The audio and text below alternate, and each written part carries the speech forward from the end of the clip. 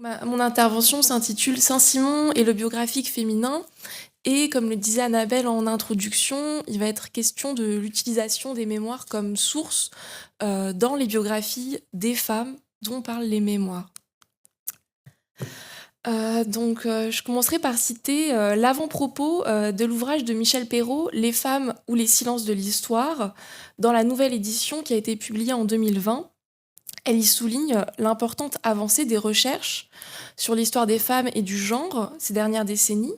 Et pour illustrer son propos, elle mentionne en premier lieu l'essor des études biographiques sur les femmes. Donc, si elle parle du genre de la biographie, je précise qu'elle ne restreint pas la production biographique au seul domaine des livres, puisqu'elle cite aussi, par exemple, une exposition sur l'architecte Charlotte Perriand.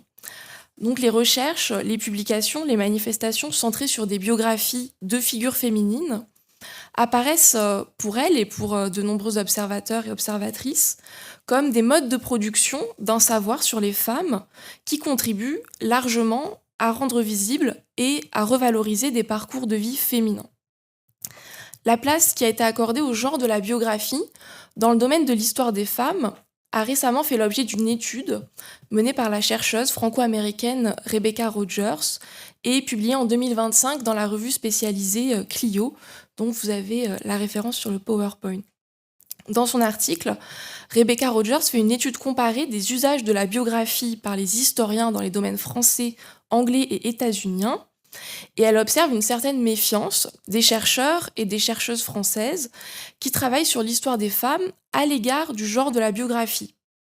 Elle souligne pourtant aussi un tournant qu'a constitué en France la fondation de la CIEFAR, la Société internationale d'études des femmes d'Ancien Régime, et le projet qu'elle porte d'édition d'un dictionnaire des femmes de l'ancienne France pour ce qui concerne les études sur les femmes de la période moderne.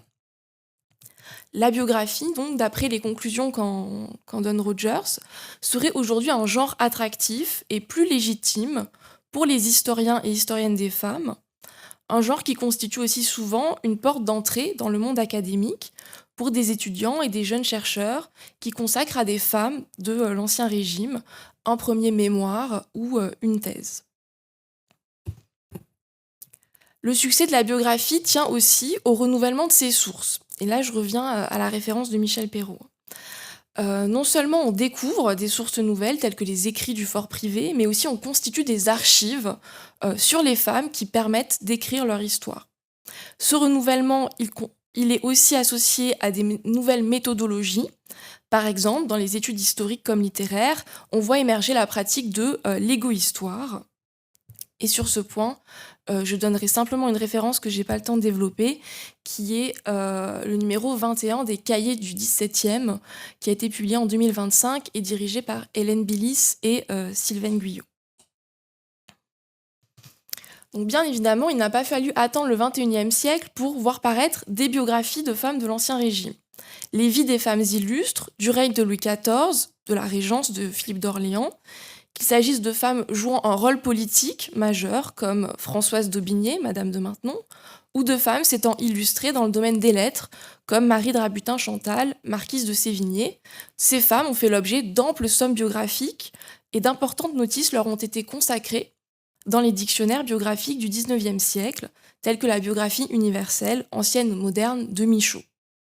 Ces textes constituent aujourd'hui des sources biographiques pour les rédacteurs de notices modernes qui traitent des femmes de l'Ancien Régime. On les trouve par exemple mentionnés dans des projets aussi variés que le Dictionnaire universel des créatrices ou l'encyclopédie collaborative en ligne Wikipédia.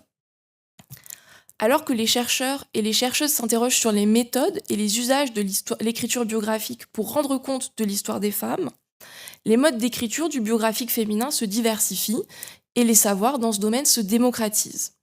Dans ce contexte, quelle place accorder aux mémoires de Saint-Simon comme source de l'historiographie ? Quelle valeur historiographique peut-on attribuer à ce texte ? Quels usages peut-on en faire lorsqu'on veut écrire les vies des femmes du XVIIe et du XVIIIe siècle ? Les mémoires, c'est bien connu, et les organisatrices nous l'ont rappelé, constituent une source importante pour nous renseigner sur les femmes illustres du grand siècle. Ils ont longtemps contribué à produire et à consolider des réputations. Les portraits, les anecdotes du mémorialiste sur de grandes personnalités, telles que la princesse des Ursins, la duchesse de Montpensier, la duchesse du Maine, se rencontrent toujours dans les ouvrages qui leur sont consacrés, souvent sous la forme de citations choisies qui témoigneraient d'un caractère, d'une capacité à agir, ou encore d'une réputation du vivant de la personnalité ou à sa mort. Les mémoires de Saint-Simon s'inscrivent ainsi pleinement dans une tradition historiographique de l'écriture des vies de femmes, une tradition durable, même si elle peut être aujourd'hui contestée, voire considérée comme dépassée. Et elle mérite donc en ce sens, je pense, d'être étudiée.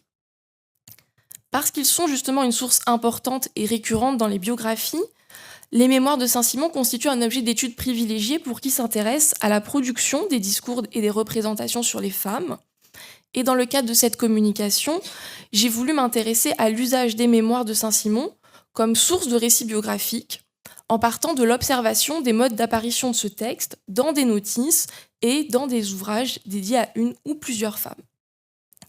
J'en viens donc au plan, à la manière dont j'ai essayé de structurer cette intervention sur le thème de Saint-Simon comme source. Donc j'ai divisé mon propos en 3 études de cas, dans une perspective que j'ai aussi voulu diachronique. Donc d'abord, je vais traiter des mémoires comme source dans les biographies de la princesse des Ursins au XIXe siècle, et plus particulièrement de la manière dont les auteurs de ces biographies discutent d'emblée l'autorité des mémoires dans le domaine de l'écriture de la vie. Ensuite, dans un deuxième temps, je parlerai de la manière dont les mémoires deviennent un outil de fabrique des biographèmes féminins, en prenant le cas des biographies de Sévigné. Donc, ce cas particulier permet d'observer des étapes dans la constitution d'une tradition biographique et le rôle que peut jouer Saint-Simon dans l'élaboration d'une réputation d'autrice. Et enfin, dans un dernier temps, je parlerai d'un cas moins connu, le cas de Marie de Maupeou, qui me permettra de parler des usages actuels des mémoires de Saint-Simon.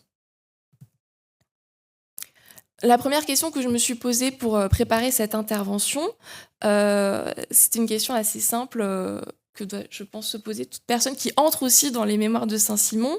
Quand les mémoires deviennent-ils une source pour les historiens qui écrivent des vies de femmes ? Et pour essayer de répondre à cette question, je me suis intéressée précisément aux ouvrages biographiques qui sont consacrés à la princesse des Ursins, qui est un personnage bien connu des spécialistes. Je ne reviens pas sur le fait que les cahiers Saint-Simon lui ont déjà consacré un numéro et la société une journée d'études. Simplement, je citerai dans ce numéro l'article de Guillaume Hanotin qui s'intitule « De la réputation à l'histoire, la princesse des Ursins, une figure insaisissable de la société des princes ». Donc dans cet article, il est intéressant de noter que l'auteur souligne que la réputation de la princesse est principalement due à l'influence des mémoires de Saint-Simon sur l'historiographie. Et partant de là, on peut se demander à quel moment elle intervient, cette influence, comment elle se fabrique. Dans la première édition incomplète des mémoires de Saint-Simon, qui paraît, et là je m'appuie sur l'autorité du château de Versailles, qui paraît en 1788, donc dans cette première édition, on trouve plusieurs matières relatives à la princesse des Ursins, comme en témoigne la table de l'ouvrage, des anecdotes singulières, un portrait, le récit des causes de sa première disgrâce, son ambition d'obtenir une souveraineté en Flandre et le long récit de sa seconde disgrâce.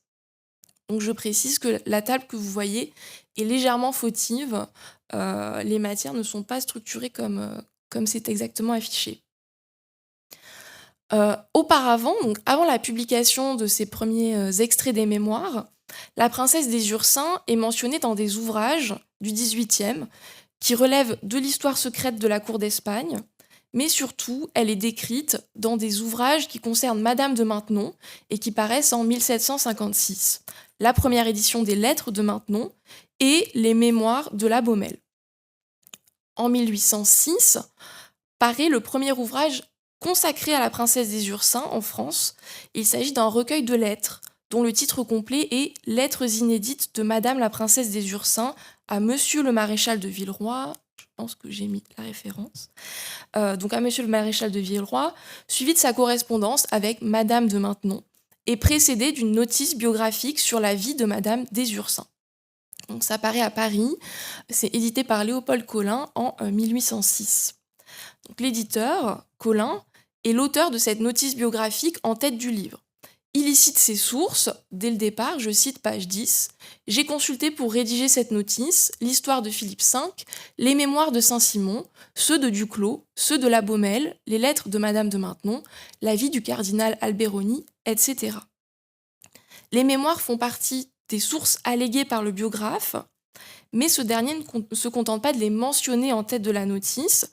Il cite notamment, dans son intégralité, le long portrait de des Ursins par Saint-Simon, et il s'en justifie, après la citation, en ces termes: « Quelque étendu que soit ce portrait, j'ai cru devoir l'insérer ici tout entier pour mieux faire connaître celle dont j'écris la vie et la venger des traits méchants de la Baumelle. Si quelqu'un est croyable, c'est le duc de Saint-Simon, qui, étant lié avec le duc d'Orléans, que Madame des Ursins avait desservi, n'a pu être entraîné à en dire du bien que par la force de la vérité. Avec les qualités que lui donne Saint-Simon, il n'est pas surprenant qu'elle ait eu des succès si prompts et si soutenus auprès de la reine d'Espagne. » Saint-Simon fournit du matériau pour l'histoire, d'une part en remplissant les pages de la notice par ce portrait étendu, d'autre part en alimentant un discours historiographique. Le biographe se sert en effet du portrait pour développer un propos sur la valeur des sources, en opposant Saint-Simon à la Baumelle, biographe de Madame de Maintenon. La subjectivité du texte de Saint-Simon, comme vous l'avez remarqué, par un renversement rhétorique, lui donne un nouveau crédit, ou un premier crédit, puisque c'est la première fois qu'il est cité comme source sur la vie de des Ursins. Nouveau crédit, alors même que celui de la Baumelle se voit discrédité. Avant même l'apparition de l'édition complète des mémoires, les éditions partielles contribuent ainsi à diffuser un témoignage sur la vie de la princesse des Ursins, repris par les historiens. Le texte des mémoires est cité, commenté, érigé au rang de source subjective mais utile pour rendre compte d'une vie de femme puissante. Quels usages sont faits de cette source dans les biographies de la princesse des Ursins qui vont suivre cette première publication ? Sur la page de titre de la première grande biographie de la princesse des Ursins, que vous voyez ici, donc qui est une biographie, j'ai pas noté la date malheureusement, je pense que c'est 56, 58. Ah, vous avez une meilleure vue que moi, merci.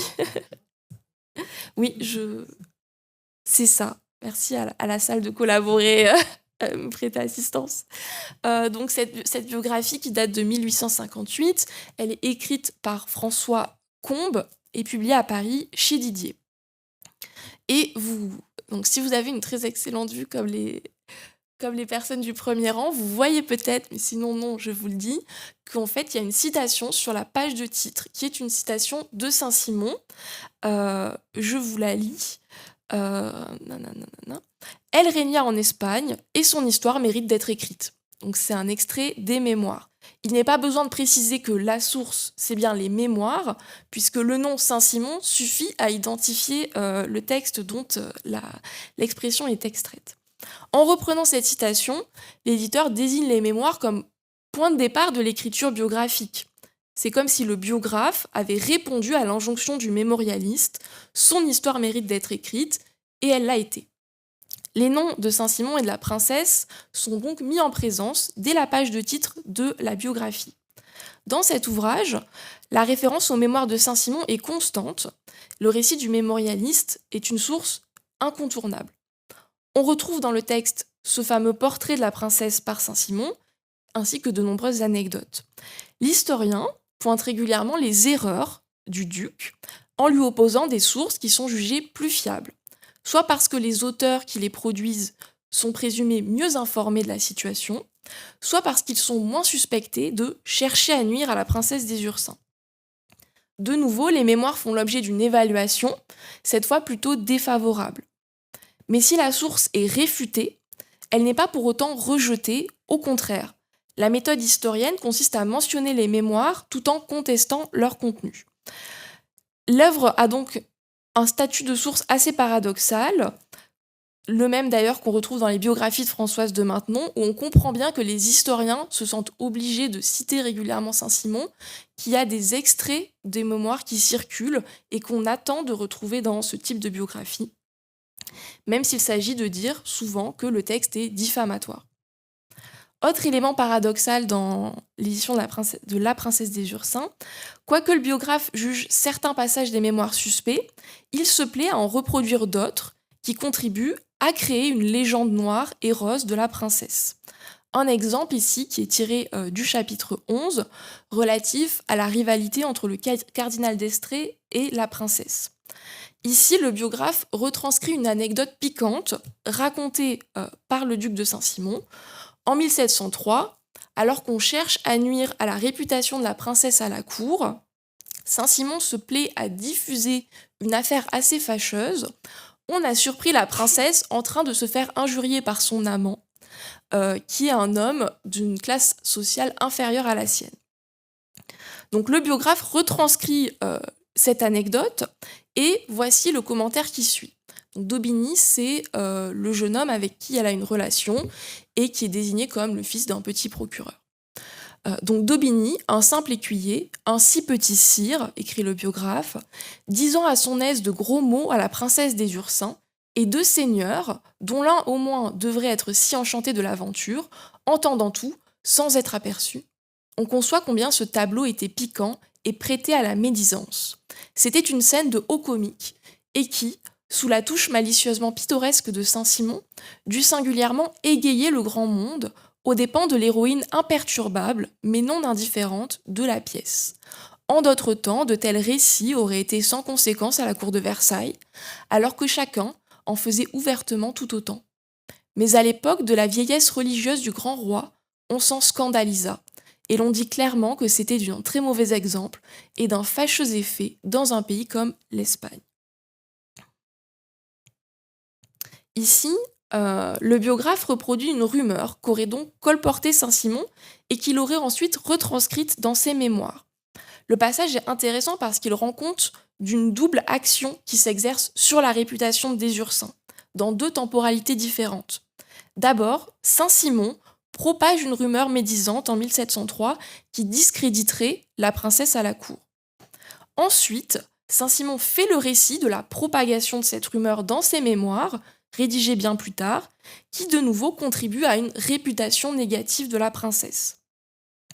Tout en identifiant la puissance de cette action de cour et la volonté de nuire qui la motive, le biographe la retranscrit telle qu'elle, sans véritablement l'interroger. À le lire, on a plutôt l'impression d'une forme de contagion de l'anecdote infamante qui se propage dans le récit, dont le ton se fait lui-même assez railleur. Le sel de l'anecdote tient au caractère ordurier des paroles adressées à la princesse et à l'humiliation que provoque la présence de témoins, qui se trouvent introduits dans l'intimité peu reluisante d'un couple mal assorti. Ici, il semble que le biographe adhère au récit des mémoires, qu'il s'approprie volontiers, parce qu'il est séduisant, peut-être parce qu'il prête à rire, mais aussi parce qu'il s'inscrit dans une tradition de l'écriture des vies de femmes puissantes, frappées du sceau, de l'incapacité ou de l'indignité. Dans le volume 45 de la Nouvelle Biographie Générale, grand dictionnaire biographique de la fin du XIXe siècle, la notice qui est consacrée à la princesse des Ursins cite là encore les mémoires de Saint-Simon, et on voit qu'il s'impose au cours du XIXe comme source principale sur sa vie. De nouveau, on trouve dans le texte, est-ce que je vous l'ai mis ? Non. On trouve dans le texte de la notice des citations de Saint-Simon sur le caractère de ce fameux Daubigny, ce grand et beau drôle bien découplé, je cite, et tout un paragraphe est consacré aux rumeurs sur la vie affective, sexuelle de la princesse qui ont été alimentées par ses ennemis politiques. Les discours de disqualification, qui s'appuient sur une critique des mœurs, sont donc retranscrits dans les dictionnaires et présentés comme des savoirs sur sa vie. Je ne reviens pas sur ce dictionnaire, mais on trouve en fait très régulièrement dans les notices de femmes des citations empruntées aux mémoires de Saint-Simon, dans les notices de femmes puissantes, qui sont des citations qui souvent peuvent contribuer à les discréditer. Ce qui m'a intéressée, et c'est le deuxième temps de ma présentation, c'est aussi le fait que les mémoires de Saint-Simon ne servent pas qu'à parler des femmes publiques, mais à construire des réputations de femmes qui brillent, elles, par leurs écrits, comme dans le cas de Sévigné. Un passage en particulier des mémoires a retenu l'attention des biographes de l'épistolière. Je vous le lis, c'est un paragraphe qui apparaît dans l'édition de 1829, dans le tome 1, chapitre 32. Madame de Sévigné, si aimable et de si excellente compagnie, mourut quelque temps après à Grignan chez sa fille, qui était son idole et qui le méritait médiocrement. J'étais fort des amis du jeune marquis de Grignan, son petit-fils. Cette femme, par son aisance, ses grâces naturelles, la douceur de son esprit, en donnait par sa conversation à qui n'en avait pas. Extrêmement bonne d'ailleurs, et savait extrêmement de toutes choses, sans vouloir jamais paraître savoir rien. Donc là, c'est quand même un éloge assez prototypique de la femme d'esprit qui sait habilement dissimuler qu'elle sait. Dans les années qui suivent la publication complète des mémoires, ce paragraphe est repris dans de multiples notices biographiques, si bien que je propose de le désigner comme un biographème, une unité élémentaire biographique caractérisée par la brièveté et la viralité, selon une définition qu'en proposent Olivier Barra, Marceau Lévin et Marie-Ève Terranti dans un ouvrage qui s'appelle La fabrique des récits de vie et qui a été publié en 2025. Comment est-ce que ce texte circule donc ? Dès 1837, dans le Plutarque français, on trouve la reproduction du paragraphe tel quel et un commentaire. Donc il s'agit d'une anthologie de vie d'hommes et de femmes illustres. Et l'auteur nous dit ceci: ce témoignage d'un homme si peu prodigue d'éloges prouve que Madame de Sévigné n'était connue à sa mort que par les grâces de son esprit et la beauté de son cœur. En citant Saint-Simon, l'auteur du Plutarque français contribue à façonner une réputation de femme de lettres. Son commentaire se concentre sur la fin du paragraphe, mais le jugement de Saint-Simon, comme vous l'avez remarqué, n'implique pas que la seule réputation de Madame de Sévigné, mais aussi celle de Madame de Grignan, sa fille, puisqu'il s'agit de décrire des relations conflictuelles mère-fille dans le petit paragraphe du mémorialiste. Et ceci, en fait, va contribuer à forger la réputation de Sévigné en mère dévouée à l'amour maternel contrarié, qui est l'image que globalement on retient d'elle jusqu'au XXIe siècle. On en retrouve une illustration dans la notice Sévigné du Dictionnaire universel des littératures de Vapereau en 1876, où de nouveau le paragraphe de Saint-Simon est reproduit. Et voici ce que nous dit le rédacteur de la notice. La passion de Madame de Sévigné pour le commerce épistolaire date du mariage de sa fille avec le comte de Grignan, qui, nommé la même année lieutenant général du gouvernement de la Provence, emmena sa femme avec lui. Pour tromper la douleur de cette subite séparation, Madame de Sévigné voulut se rendre présente auprès de cette fille idolâtrée, en reprenant avec elle, sous forme de lettres, une sorte de conversation à distance, etc. Je ne vous lis pas la suite, mais voilà, vous avez un gros paragraphe, et ensuite la citation qui clôt en fait la partie de la notice consacrée au récit biographique. Donc comme vous le voyez, le terme d'idole, qui apparaît dans les mémoires de Saint-Simon, sa fille était son idole, revient dans le discours du rédacteur de la biographie, dans l'expression cette fille idolâtrée. Il y a comme ça une circulation de référents lexicaux, et par là, le façonnement, la fabrication d'un discours sur la relation mère-fille, qui est un discours, je le disais, extrêmement récurrent. Autre reprise intéressante que j'ai pu relever, dans la petite histoire de la littérature française d'Augustin Gazier, cette fois, de la même manière, il reproduit le paragraphe et il commente cette fois de cette façon: ce bel éloge est juste de tout point, et Madame de Grignan semble mériter aussi le blâme qui lui est infligé par Saint-Simon. Comme il arrive d'ordinaire aux enfants gâtés, elle se laissait adorer et ne rendait pas amour pour amour. Ses prodigalités à Grignan, où elle jouait volontiers le rôle d'une reine, furent pour sa malheureuse mère une cause de chagrin cuisant. Donc dans la petite histoire de la littérature française, l'auteur se déporte en quelque sorte sur le personnage de Madame de Grignan après avoir reproduit la citation pour produire ce jugement moral. Quand bien même Saint-Simon ne dit quasiment rien finalement de cette Madame de Grignan.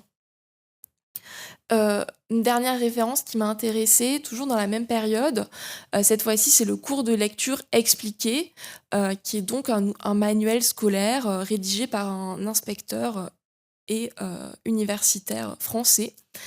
Simplement parce que, la notice biographique de madame de Sévigné se réduit en fait quasiment à la seule citation du paragraphe des Mémoires de Saint-Simon. Donc au début du texte, il est dit: «Tous les jugements portés sur madame de Sévigné nous paraissent résumés dans ces quelques lignes de Saint-Simon». Et citation et ensuite, une série de textes présentés à lire, aux, élèves. Donc vous voyez que cette circulation de Saint-Simon, du texte de Saint-Simon, parfois elle suffit à dire la vie, dans le cas de madame de Sévigné, ou en tous les cas à développer un jugement sur Sévigné elle-même, sur sa relation avec sa fille, ou sur ce personnage secondaire de la correspondance qui est, Françoise, madame de Grignan. Hem, je passe sur le fait que, Saint-Simon se retrouve aussi dans les biographies du XXe siècle, mais cette fois-ci, par exemple, c'est chez Stéphane Malter. Il s'agit plus de reprendre le paragraphe qui est ce petit éloge, sur la fin de la vie de l'épistolière, mais plutôt de caractériser des personnages secondaires, qui l'entourent, comme ici, donc on reprend un mot sur, la mésalliance de son petit-fils. J'arrive très rapidement à mon dernier point, puisque, voilà, la référence à Sévigné m'a conduit quand même à s'interroger sur l'usage actuel des mémoires de Saint-Simon. Pourquoi mobiliser encore les mémoires pour l'histoire? Quels récits de vie de femme nous permettent-ils encore de raconter dans une période où on essaye tout de même de valoriser de nouveaux corpus et où on conteste le regard que les hommes du passé ont pu porter sur leurs contemporaines? Il me semble que justement les mémoires de Saint-Simon peuvent être relus dans la perspective d'une histoire des femmes qui ne s'intéresse plus seulement aux vies des illustres, mais enquête aussi sur des vies jusqu'alors méconnues. Et donc un peu par hasard, en travaillant sur Marine Maupeou, je me suis rendu compte que la notice Wikipédia, qui présente cette femme de lettres, principalement connue parce qu'elle est la mère, de Nicolas Fouquet, le ministre de Louis XIV, mais aussi parce qu'elle a rédigé un très fameux recueil de remèdes thérapeutiques. Donc cette notice Wikipédia présente, dans son introduction, comme première référence, comme première source, les mémoires de Saint-Simon. Voici ce qu'écrit le rédacteur ou les rédacteurs. Marine Maupeou est une bienfaitrice française, née vers 1590. Elle meurt à Paris le 22 avril 1681. Aimée et respectée de tous, nous dit Saint-Simon, et regrettée par les pauvres et les malades qu'elle n'avait jamais cessé de secourir. Elle est aussi la mère de Nicolas Fouquet, célèbre surintendant des finances de Louis XIV. Donc les mémoires de Saint-Simon apparaissent en tête de la notice comme première source. Comme dans le cas de Sévigné, il s'agit pour le mémorialiste de produire un discours sur la réputation une femme qu'il n'a pas connue, vraisemblablement, puisqu'elle est morte quand il avait 6 ans. Donc il relaie une réputation qui lui a été rapportée. Cette citation n'est pas tout à fait exacte et elle est empruntée à un plus long passage où il présente d'abord l'époux de Marine Maupeou et il en vient ensuite à parler de la réputation de cette femme qui est, dit-il, encore célèbre à Paris par sa piété et ses bonnes œuvres et par le courage et la résignation avec laquelle elle supporta la chute du surintendant son fils et la disgrâce de toute sa famille. Elle faisait des remèdes, pansait les pauvres, et on a encore des onguents très utiles de son invention et qui portent son nom. Elle mourut en 1681 à 91 ans, dans les dehors du Val-de-Grâce où elle était retirée, aimée et respectée généralement. Elle eut 5 fils et 6 filles, toutes 6 religieuses. Donc, quand on lit le texte de Saint-Simon, on peut s'étonner du choix du rédacteur de la notice, qui retient finalement un passage assez peu significatif, qui ne s'inscrit pas forcément dans l'ambition savante de l'encyclopédie de donner des faits sur la vie. L'appréciation des activités charitables de Marine Maupeou est suivie d'éléments plus factuels sur la notoriété continue de ses remèdes, qui renvoie à un présent de l'écriture, qui serait donc aussi un témoignage qui semblerait plus direct, plus valable. Si on veut en savoir plus sur la provenance de la notice, on peut rechercher sur Wikipédia donc l'historique de celle-ci et constater que ceci est un ajout qui date de 2016. À l'origine, la notice est en fait une reproduction de notices anciennes du 19e siècle, et donc un rédacteur spécialiste de la famille de Maupeou est intervenu 10 ans plus tard pour rajouter cette référence parmi d'autres. Que cherche-t-il à faire en rajoutant cette citation de Saint-Simon ? Mon hypothèse est qu'il répond aux exigences scientifiques d'une telle plateforme, puisque l'un des critères d'évaluation d'une notice de Wikipédia consiste à comptabiliser le nombre de sources et leur variété. Il cite précisément un passage sur la réputation, ce qui est en fait nécessaire pour que le discours sur la réputation ne soit pas invalidé. Il ne peut pas lui-même produire un discours sur la réputation, il faut sourcer ce type de commentaires qui ne relèvent pas de faits, mais d'un discours évaluatif axiologique. Donc précisément parce que Marie de Maupeou demeure aujourd'hui encore méconnue, les mémoires de Saint-Simon apparaissent comme un outil utile aux biographes. En enregistrant un nombre innombrable de discours sur ses contemporaines, Saint-Simon a fait de son texte une ressource pour les historiens des femmes qui cherchent des traces de personnalités historiques de second plan. Ces personnalités qui n'ont pas retenu l'attention des auteurs des siècles passés, mais qui redeviennent aujourd'hui des sujets pour la recherche. Et je vais m'arrêter là, j'ai déjà dépassé un petit peu. Je vous remercie de m'avoir écouté.